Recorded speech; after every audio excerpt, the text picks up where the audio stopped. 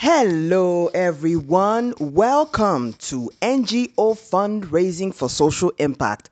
This presentation is going to help you understand how to build your organization so that you are donor ready, so that you are a magnet to be able to get partnerships with stakeholders and donors for you to maximize social impact.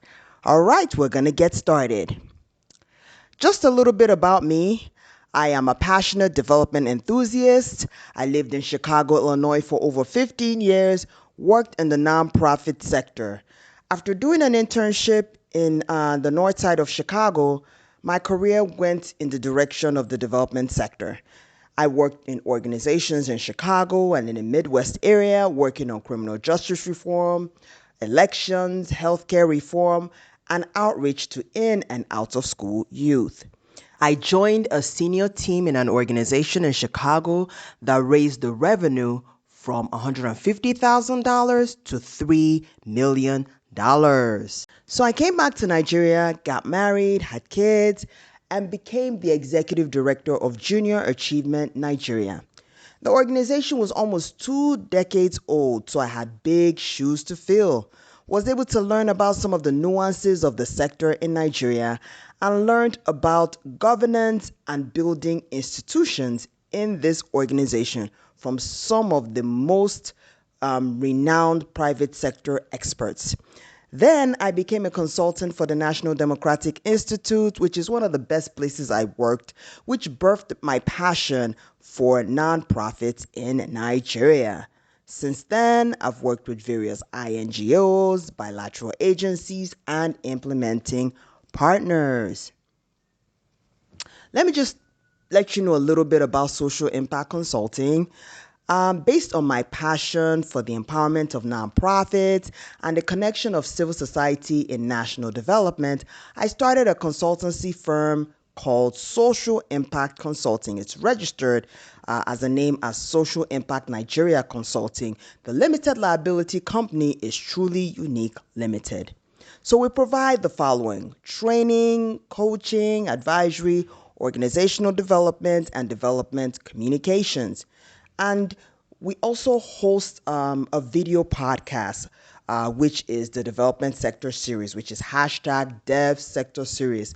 And in this podcast, we discuss with development practitioners and other stakeholders about the great work they do and their contribution to national development in their various thematic areas.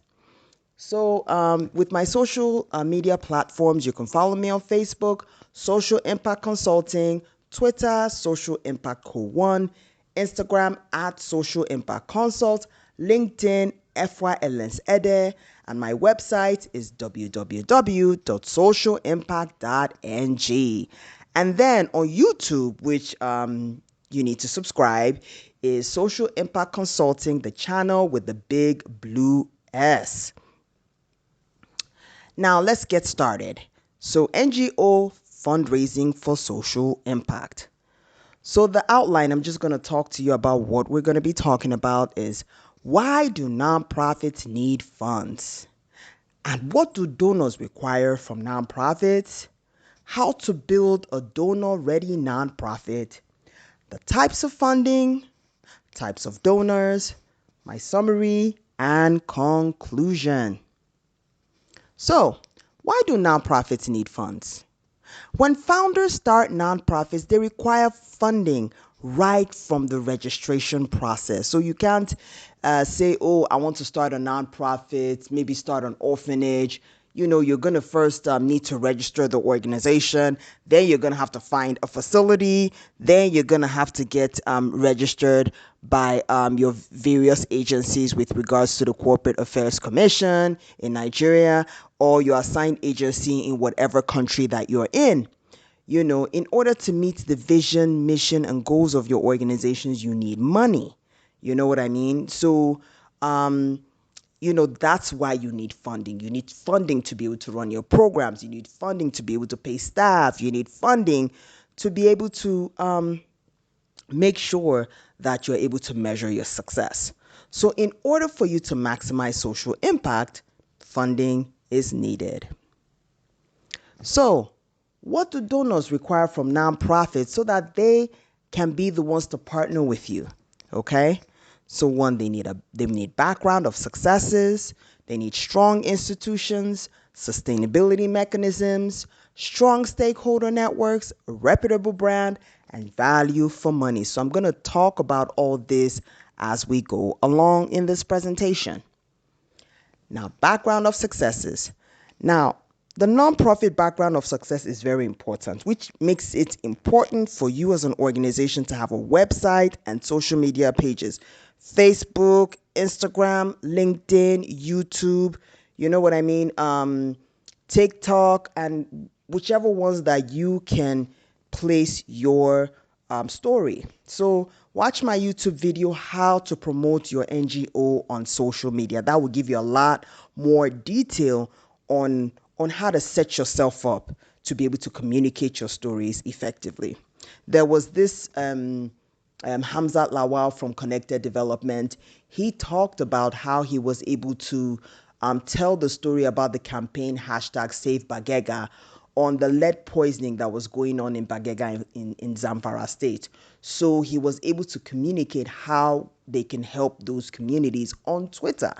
And because of that, it caused public outcry. Government had to do something about it, and they now began to track the funds all the way to implementation. And this was done via social media and communicating with the public. Okay. Now, you need strong institutions, right? So when you start and run a nonprofit, you need to start with the end in mind. Ensure structures are in place to run your nonprofit organizations. These are three pillars: corporate governance, programs, and administration. To get more information about that, get my ebook webinar combo, How to Run Your NGO. Corporate governance is pretty much your board of directors, your board of trustees. You need to be able to have your organizational constitution, get your strategic plan. You need your board to be able to point you in the right direction. They're your first set of volunteers. And then your programs. What are you going to be known for? How are you going to be running programs? Are you going to be doing sensitization campaigns? Are you going to be running radio town halls, physical town hall meetings? Are there going to be a cluster of activities that are a standard template for running the affairs of your organization and being able to measure the impact? Okay? And this has to do with your theory of change. Now, administration is, what do you need to run your organization? You need human resources. You need ICT. You need marketing and communication. We need monitoring and evaluation. You need a programs team. So you need all that to be able to run your organization. More information about that on how to run your NGO. Sustainability mechanisms.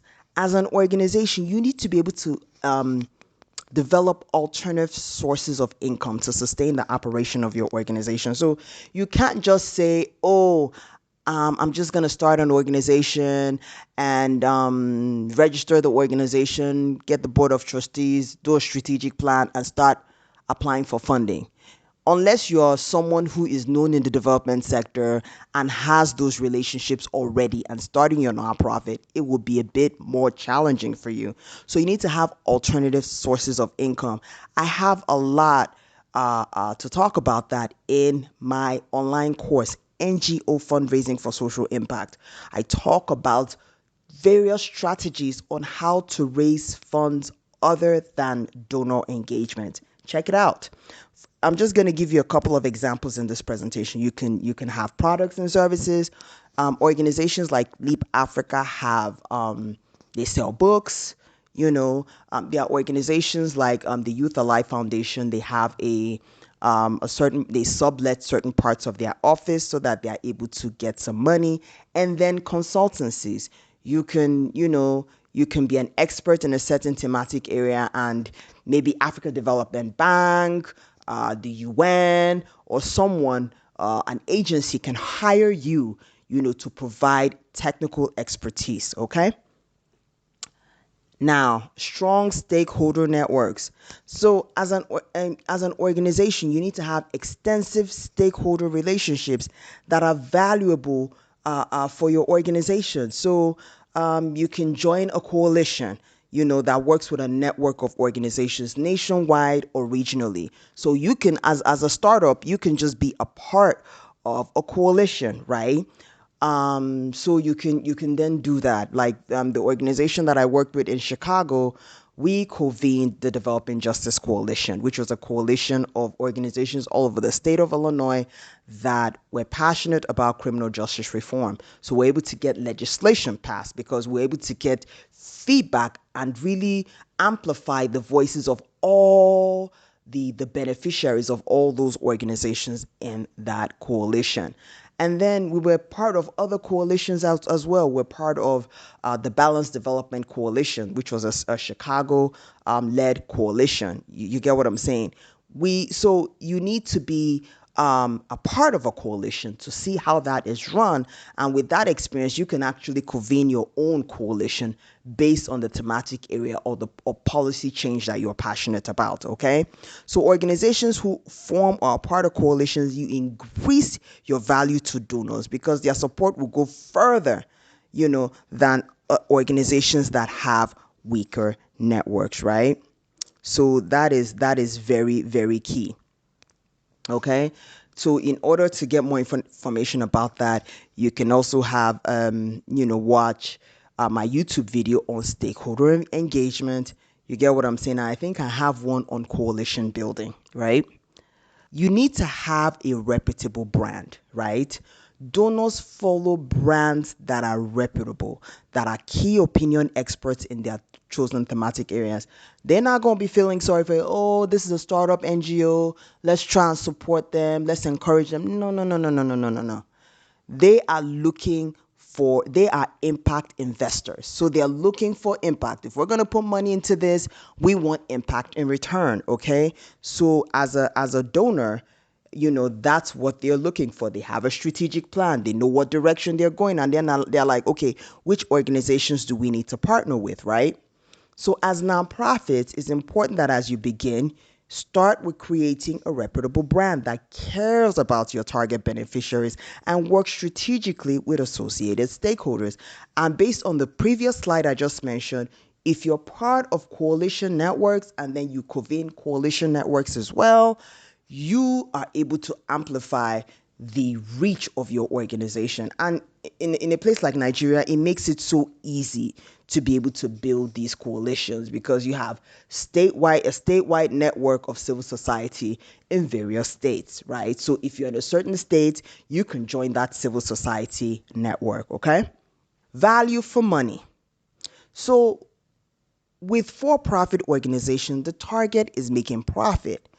With nonprofit organizations, the target is impact, right? So, you know, I mentioned in the other slides is okay, if you have a reputable brand and you have stakeholder relationships, you're able to bring value for money. Because if I'm going to give, so if I'm a donor and I have two organizations that have put grants on my desk, if one organization has extensive stakeholders relationships and have worked and have been working with more established organizations to help implement their projects and is able to reach, they have a larger reach. I would want to fund an organization that has a larger reach because they'll give me more value for money. I'll spend less for more impact. So that is very key. Okay. So, another thing with organizations, if you have an extensive volunteer network, so organizations like Slum to School Africa, they utilize professional volunteers to work with students in the slums. They started in Lagos and now, they're regional. So that is what you want to do as an organization. Make sure you have a strong volunteer network. Back in 2015, the complaint was, oh, Nigeria doesn't have a culture of volunteers. You will be very surprised. If you have a strong volunteer engagement network, you would be able to, have volunteers. And then it will even lessen your staff costs, which is very attractive to donors. Okay? So, How do you build a donor ready nonprofit, right? You need to create an identity for your organization. It is extremely important. We have a separate module on organizational identity on NGO Fundraising for Social Impact. It's the online course that's available. So you have to have a story behind your brand. You have to have a reason why you started your organization. There's this, my colleague, Crystal Chigbu from the Irede Foundation. She had a daughter that they had to amputate her leg, right? So she and her husband were looking for prosthetic limbs for her daughter and trying to make her life as normal, quote unquote, as possible. So, she started looking and seeing the cost implications of it, and then realized that there are so many children in low income communities that don't have the resources to be able to do what she and her husband have been able to do. And that's how the Irede Foundation was born. So that is a story that is extremely compelling. So compelling that she was featured on CNN's African Voices. Okay. So when you create an identity for your organization, then it's something that donors can gravitate to, right? So, as like I said before, corporate governance, when you now get in your first set of volunteers, which is your board of trustees, your board members, you're able to build your vision, mission, and core values, right? Then you register your organization. You now become a part of a legal entity with your organization. Then you build your institution, like I said earlier in this presentation, corporate governance, programs, and administration. It's just a three-ring chain. Then you now identify the right donor for partnerships, because a lot of donors that I have conversations with, they would tell you in the drop of a bucket that, listen, if you don't have your ideas and your programs, we're not going to have a job. So you're going to come in with a value proposition to them that this is the value that I bring to the table, and they will bring their investment. So it's a symbiotic relationship. So you're identifying, like, look, look, this is what I do, and I'm picky about who I partner with, right? So you identify the right donor for partnerships. And then what do? You change the world, okay? Once you get the kinds of partnerships that you need. Now we're going into types of funding. In the online course NGO Fundraising for Social Impact, we talk very extensively on restricted funding and unrestricted funding. Restricted funding is tied to programs and projects, and unrestricted funding is a type of funding that can be disbursed at the discretion of the organizations for expenses such as rent, office supplies, and staff training resources. Okay, so and if you want to expand your organization and you want to be able to do more, unrestricted funding gives you a lot more freedom to be able to do what you need to do. Okay, so that's unrestricted funding. Okay, so now we're going to go further into types of donors, right? Now we're going to corporate sustainability departments. Corporate sustainability departments, which is CSR, are actually for-profit businesses that have, in their communications department, they have a department that works on what they do to give back to the communities of which they do business. Okay, so I have a couple of logos here which caters to Africa and the international climate. So you have financial institutions, banks, you have oil and gas, you have telecommunications. So these are companies that have sustainability departments that partner with NGOs to work with them to impact these various communities. So that's what they do, okay? So we're going to go next to corporate philanthropy. Some of these for-profit companies, they now have an offshoot. Maybe a percentage of their profits go into philanthropy, and it's a separate non-profit registered entity where they conduct grant making in various thematic areas. So we have the Total Foundation here, you have the MTN Foundation, you have Aspire Coronation Trust, which is Access Bank. You have people like the Aliko Dangote Foundation. You have the BOA Foundation. Aliko Dangote Foundation is completely different from Dangote Industries, right? Or the Dangote Group. It's completely different.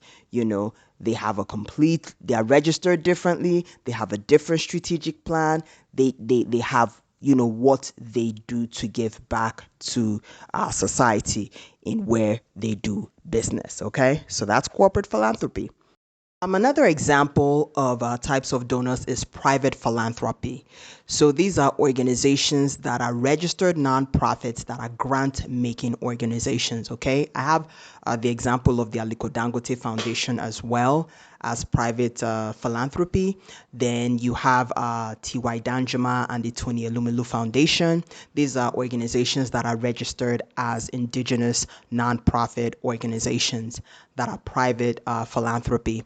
And then you also have the Bill and Melinda Gates Foundation, the Ford Foundation, the Open Society Foundations, and the MacArthur Foundation.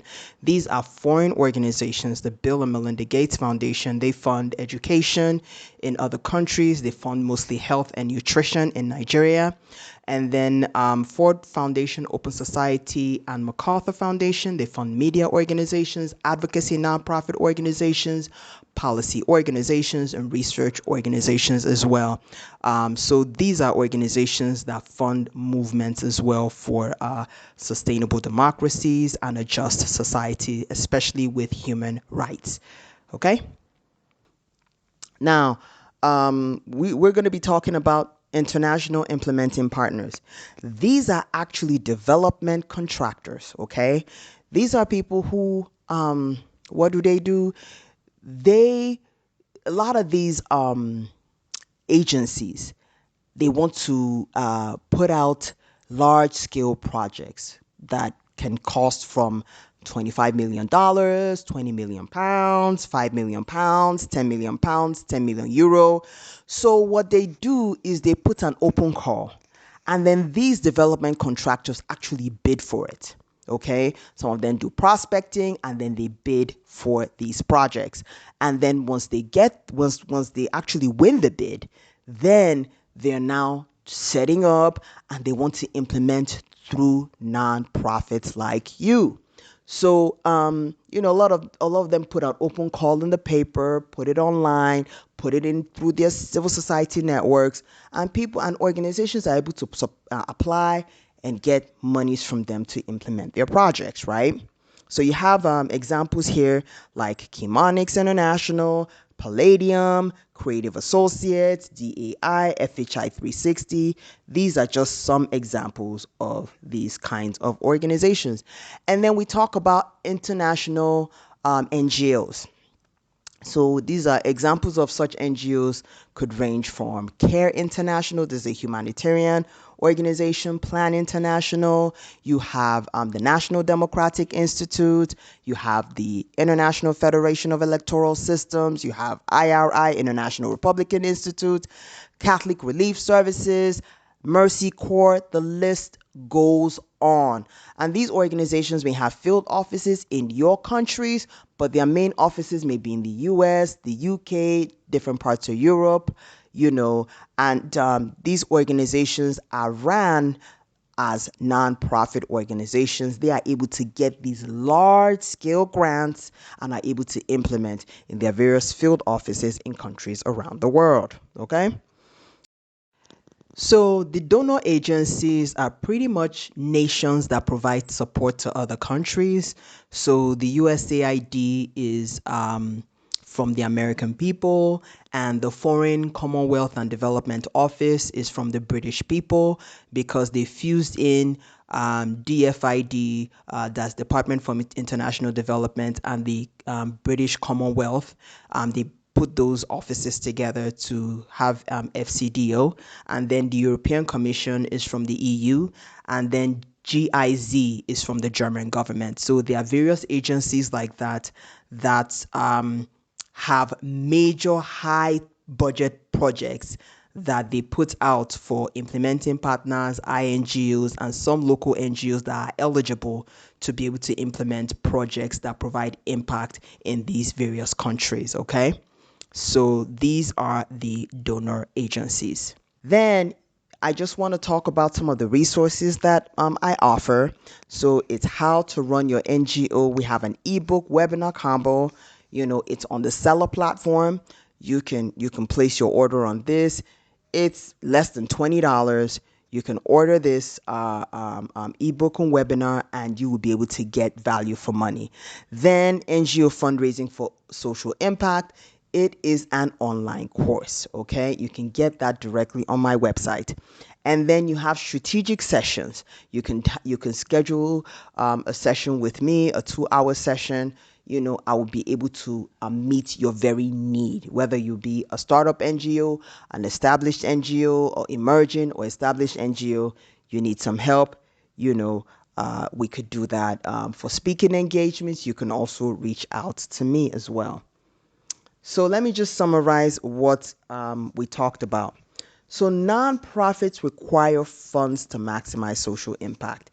It amplifies the vision and mission of the founder to build an organization that outlives you. That's why you need to have corporate governance. That's why you need programs and administration so that the organization you started, you implement programs, and then it also outlives you. You get what I'm saying? Then donors require organizations to have a good brand, has a history of sustainable programs, strong institutions. You understand what I'm saying? Value for money. So these are what you need in terms of being donor ready, and also having an extensive stakeholder network. So there are two types of funding, which is restricted and unrestricted funding. Restricted funding directly directed towards programs and projects.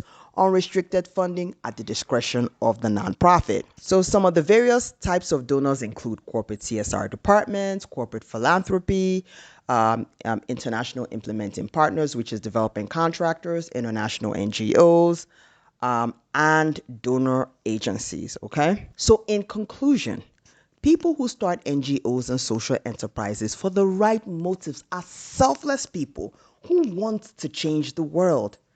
Share your story, build your institution, partner with donors, and it could be institutional or individual donors that align with your vision and mission. And guess what? Stay patient, stay persistent, because it takes passion and time to become an organization of impact. Thank you for listening, and I look forward to hearing from you. Take care.